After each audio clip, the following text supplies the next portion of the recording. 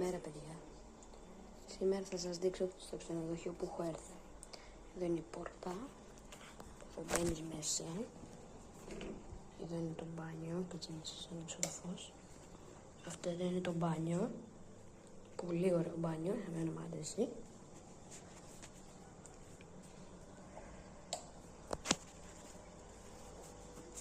Εδώ που καθόμαστε, εδώ έφαγα εγώ το κρεβάτι.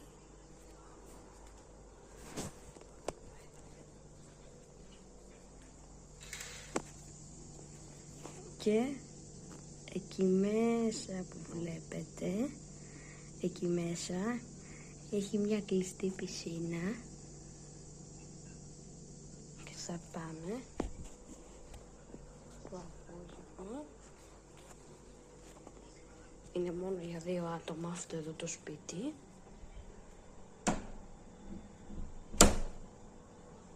Είναι πάρα πολύ ωραίο ξενοδοχείο αυτό εδώ.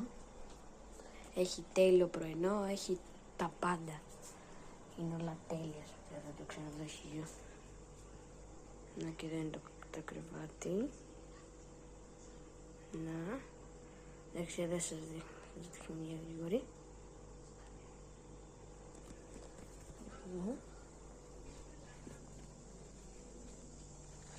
Και αυτή εδώ είναι η θέα μας. Αυτή εδώ. Αυτή εδώ είναι η θέα μας. Να, αυτή εδώ είναι όλη μας η θέα.